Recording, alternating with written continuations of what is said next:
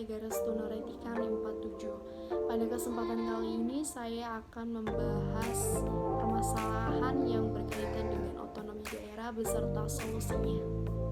Pertama-tama saya akan menjelaskan apa itu otonomi daerah. Jadi, berdasarkan Undang-Undang Nomor 32 Tahun 2004, di sana menjelaskan bahwa otonomi daerah merupakan hak dan kewajiban daerah otonom untuk mengatur dan mengurusi sendiri urusan pemerintah dan kepentingan masyarakatnya sesuai dengan peraturan perundang-undangan.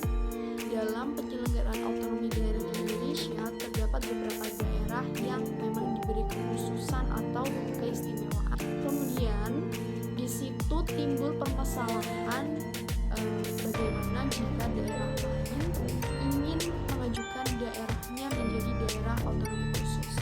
Saat ini di Indonesia memiliki daerah yang memiliki otonomi khusus, itu ada Provinsi Aceh, Provinsi DKI Jakarta, Provinsi Papua, Provinsi Papua Barat.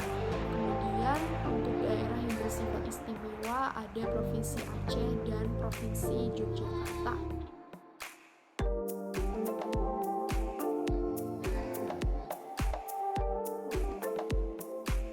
Nah, adanya kewenangan khusus atau keistimewaan ini merupakan bentuk perwujudan negara untuk menghormati eksistensi hak-hak tradisional masyarakat adat.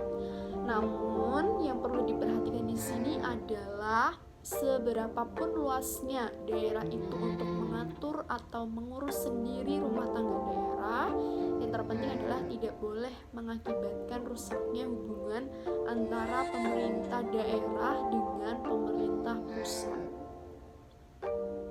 Dalam pasal 18B ayat 5 UUD 1945 merupakan bentuk pembatasan yang sesuai dengan prinsip negara kesatuan, yaitu pemerintah pusat mempunyai kewenangan dan kekuasaan tertinggi dalam pemerintahan negara.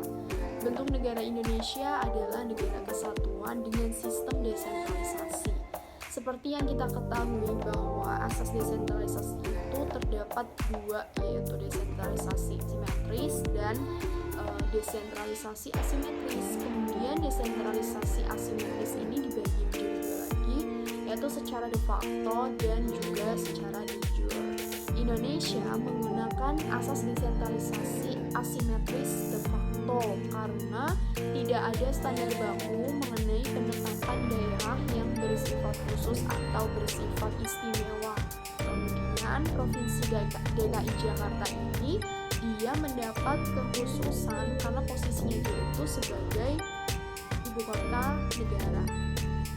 Pelaksanaan daerah yang bersifat khusus atau bersifat istimewa harus memiliki pembatasan terhadap kriteria dan jumlah daerah yang ditetapkan sebagai daerah bersifat khusus atau bersifat istimewa. Tujuannya adalah agar tidak menimbulkan konflik. Kebijakan pembatasan terhadap kriteria daerah yang ditetapkan sebagai daerah bersifat khusus atau bersifat istimewa menunjukkan bahwa otonomi daerah ini memperhatikan kemajemukan masyarakat. Hal ini demi kepentingan nasional, yaitu untuk mewujudkan keadilan sosial. Kemudian ada semacam solusi untuk mencegah banyaknya daerah yang ingin mengajukan daerahnya itu sebagai daerah otonomi yang bersifat khusus maupun bersifat istimewa. Jadi alangkah baiknya pemerintah itu menegaskan keberadaan pemerintahan daerah yang bersifat khusus atau yang bersifat istimewa ke dalam sebuah peraturan perundang-undangan bahwa daerah yang bersifat khusus atau yang bersifat istimewa itu hanya berlaku untuk Provinsi Aceh, Provinsi Papua, Provinsi Papua Barat, kemudian daerah istimewa Yogyakarta. Sementara untuk DKI Jakarta ini karena tadi ia mendapat kekhususan karena posisinya sebagai ibu kota negara, sehingga apabila suatu hari sudah tidak lagi menjadi ibu kota negara, maka kekhususannya dapat dicabut. Akhirnya selesai juga pembahasan kita kali ini mengenai permasalahan otonomi daerah. Namun saya sadar betul bahwa apa yang sudah saya sampaikan masih banyak kekurangan. Untuk itu, saya memohon maaf yang sebesar-besarnya. Wabillahi taufiq wal hidayah. Wassalamualaikum warahmatullahi wabarakatuh.